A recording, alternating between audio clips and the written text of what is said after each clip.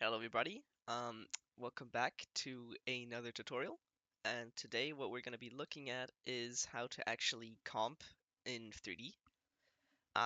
So let's just get started. We are going to be using the Dark Magic 20 background today, because I really like this. It's one of my personal favorites because I spam this a lot. So when you add the GLB file, you're gonna have to do this with Zoe Depth. If you guys don't know how to do that, I can maybe post in the comments. You can just ask me. I'll tell you.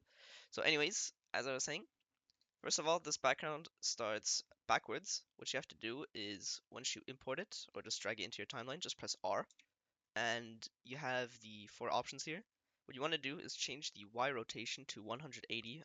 It just basically turns the background back to this is. Also, I'm sorry if my voice is weird. I just woke up. Anyways, now what I usually do is for this one, um, or for all 3D backgrounds, I increase the scale to 300 because I just do it. It's better for me. And then I activate two views again because, as you've seen in the other tutorials, maybe my monitor is huge, so I can do this. Now what I do is I drag this background right here to this line here at the bottom, because that's usually what I do. You don't have to do this, but I just do it because it makes the comping at the end of the day a little bit easier for me because stuff starts over here. Anyways, enough rambling. Let's start. So after you have your background like this somehow, you want to add the camera obviously and a null. So I use the hotkeys personally, but if you don't know how to do that, just right click over here, click new, and create a camera. You want to be using the 50mm preset, or that's at least what I use. And then you want to add a null and parent the null to it. Right click, new, null object, and then you just get this whip over here and just drag it up to null 1. But I use the auto nulls. I recommend you get auto nulls if you don't have it because it is very useful and it saves you so much time. Anyways, now that we have the null parented, what I usually do is I set up the null. Don't forget to put 3D mode on this. I set up the camera, not the null, so it's like this. But I do the entire setup on the null. I never touch the camera at all. I don't think you have to at all. Yeah, I just set it up so I see the entire background, and then I can actually start to get to comping. And that's what I'm going to be doing now. For today, I have this wonderful animation. Yeah, you've probably seen this many times on my stuff, but I'm just gonna make this shorter. But yeah, I really spam this animation a lot. Don't ask why. It's just good. So obviously we want to start off with removing the purple background. You use keylight for this, obviously. Um, you just do this. This looks a bit cursed, so screen balance to 0. And then screen matte, clip black to 50, clip white to 51, and screen shrink slash grow to -1. And then it looks like this. And then what you want to do is you want to pre-comp this thing, obviously. Then you duplicate the layer for the glow. What you do is you take light sweep. I might actually forget how to do this. You put the direction to 0, then you put the width really high, and the sweep intensity really low, and then you put the edge intensity higher, like roughly 200, and then you can adjust the line thickness to what you want. I usually do 4, and then make sure the uh, light reception is set to cutout, and then you can pretty much pop a deep glow on it and just reduce the deep glow like this. This is how you do the outline glow, but I'm going to be using my preset because it's easier. Like this. If you want the settings, it's what I showed you. Its width is 1000, sweep intensity is 0, edge intensity is 80, edge thickness is 40, and the radius on deep glow is 78, and the exposure is 1. And also the direction of the thingy is 0. See? Because if you change the direction, it's going to come from a different angle. Anyways, moving on. Once you have this done, I usually just pre-comp these two together. But what you can also do is add like shadows to your character like this. What I use is drop shadow that has the shadow only mark on. Um, then you can just play with this right here. Also, make sure to have set matte on and CC composite. I'm pretty sure that's like a plugin, and I'm gonna be real, I have no idea which one it is. But if you do have these, then make sure these settings right here are turned on to your actual character layer that you're on. So this would be number 4. Same with CC composite. Then you can play with this. You know, you can make it darker, you can make it brighter, you can make it softer, harder, whatever you want. And then once that's done, you can go ahead and just pre-comp this and activate 3D on this. Because you see, now it spawns over here on my top view. So what I do now is I just pull this back, because I want him to stand like right over here, right in front of the stairs, right? So what I do, I just pull him, so he's roughly right in front of the stairs like this. Um, he's very big right now, so we're just gonna scale him down, roughly to like 60, like this. And you can see his feet are clipping through the ground. Um, you actually need to do this. Oops. You actually need to do this like so. So his feet are barely clipping through the ground. If you don't, then he's not grounded and he will just be flying in your scene. Um, but that is that. Now for overlays, it is basically the same thing. Um, I'm gonna be using I think 3 different overlays just for I don't know, good English, just to show you how to do this. We have, first of all, we have the shockwave, which I use a lot as well. What I do is I make it 1 beat long, since they don't have any beats. I'm just gonna do this. So just pretend this is 1 beat, like this. Then what you want to do is you want to press Control, Alt, and T for the time remap, and then go to the end, and then you just finish this animation. So it just does this. Then what you want to do is you want to add unmold. You need universe for this and deep glow, and also tint if you want to tint the color of this. But I use Vibrance. It's a free plugin and it's very good. Like this, you see color vibrance. It just looks way better in my opinion. But yeah, you can do this and then you can change the color how you want. So it's really up to you how you want to have the shockwave. Then you activate, surprise, surprise, 3D again, 3D mode, and you just move this thing right behind Sung Jin, or else, well, if this isn't behind him, you can see it is in front of him. Wow, that's surprising. But yeah, you just move this right behind him, and then you can adjust it so it's centered right here. Also scale it down because it's a little bit too big, and then right here, that should be fine. And then it does this, boom, like that. Um, then we have a nice little fire overlay, which I usually, if I can find it, here we go. We have a fire overlay, which I also usually use. This goes in front of Sung Jin-woo most of the time. Sometimes it goes behind him as aura, but I have a different aura. So yeah, let me just adjust this real quick, like this. All right, so for this one, as you can see, it's kind of sideways, so I need to tilt it by 90 degrees, like this. Well, minus 90 degrees, and then unmold and all of that again.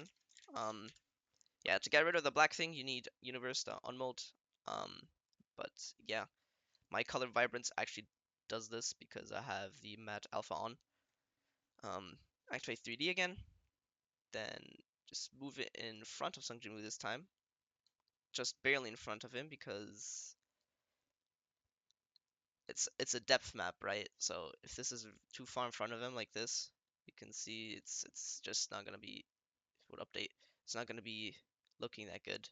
Also because it's so big. Anyways, um, like this, I'll scale it down because this thing is just too huge.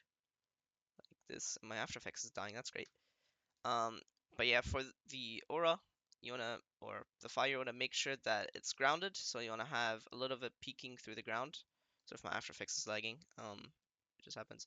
You wanna make sure that some of the fire is peeking through the ground like this. There we go. There you go. And now you can do whatever you want to do, like color change and all of that, like this. Boom. Um, if my overlay is usually bigger, I have a mask, like this. Hold on, circle eclipse tool. I have a mask that covers his face, so you can actually see his face like this. Um, There you go. A mask like this, and then I press M 4 times or 3. Make the mask to subtract, and then add a small feather right here. And you can see his face stays clear. I do that sometimes. Um, that's it for the fire. And now if you want to add like aura or something, like I have this here. I have this, for example. Oh my, what's this zoomed in? I have this thing, for example. I'm gonna be adding this. I'm gonna add this behind him, so I'm just gonna do the same exact principle. I'm gonna cut this to where I need it to be. I'm gonna move it so like this. Then we add the entire scale thingy again. Activate 3D and move this just behind Sung Jin Woo because aura usually goes behind someone. Usually, like this. Boom. And now I obviously scale it down a little bit because it's my After Effects don't like me for that much. Um, bum, bum, bum, bum. Right here. There you go.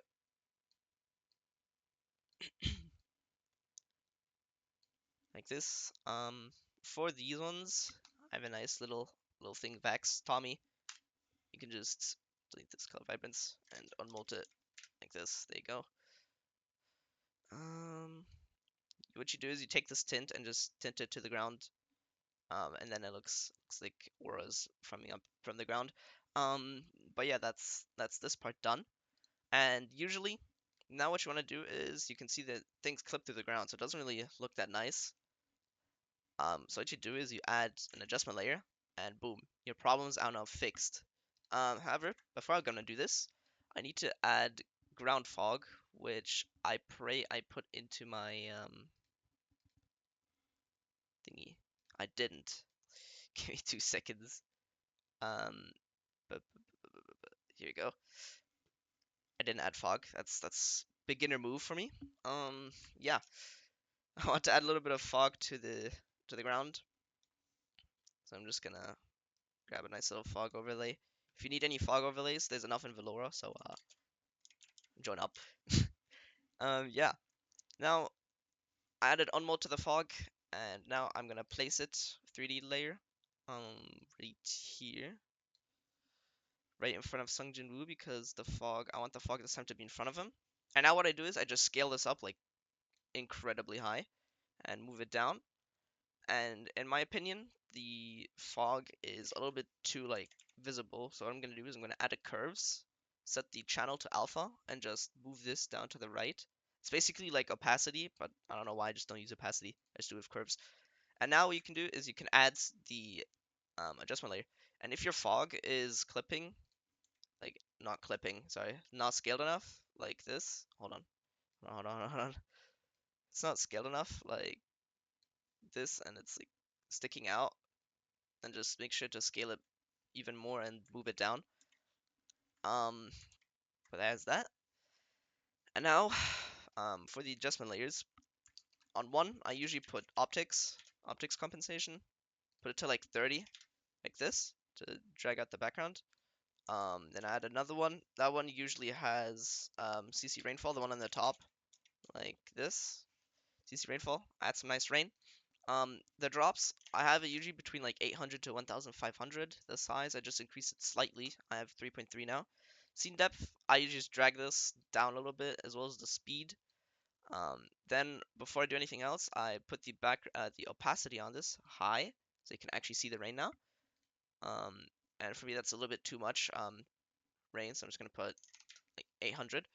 Now we go to wind like this. I'm moving it to the left into the minus into negatives, but you want to switch this like from left to right every now and then depending on um, how you use it. This is still a bit too much for me, so I'm gonna put it to 500 this time. And now variation percent wind. This is the cool part because you can actually make the rain like vary like this. So yeah, it's not all facing the same direction, the wind. Um, Now spread. I'm just gonna put this down a little bit like so. That's that. And depending on what you're doing, you want to add heat waves to your background like this. It's literally just uni.heat, and then I have the heat intensity to 7, the direction to 90, the speed to 29, and then you have the distortion settings. Also, blur amount to 0, that's very important. The heat size is 93, the heat detail amount is 53, and the heat detail scale is 150. And then it just gives you a nice heat effect on your background, like a heat wave effect. This is also universe, if I didn't say, I think I said that. And then once everything is done, you want to add your camera movement, but I will be skipping this part because I already did a movement tutorial. Then once that's done, you pre-comp everything, and then you add overlays for the outside. For this one, I have a very simple smoke type thing right here, just like this, and then I'm gonna use my VC color puppet stuff again. Um, I'm gonna make this a little bit gray because I mean it's smoke. Oh come on, if it will let me. Hold on. Oh yeah, I need to put the brightness down. There you go, like this, and then you have a nice little smoke effect. And I didn't really let this pre-render, so it's not gonna play. But what the heck? But yeah, this is how it roughly looks in the end. Yeah, that is basically everything when it comes to comping in 3D. Usually what you would be doing now is adding your CC over this, but I'm not gonna be I'm not gonna be showing that because everyone has their own preference in color correction. And without anything else left, that wraps up this hopefully quick tutorial. If you enjoyed it, thank you. The next one will probably be a shake or Twitch tutorial on how I do my shakes personally. Um, Unless you have other suggestions, please let me know in the Discord. And yeah, if you need materials, you can DM me on Discord or ask here on YouTube.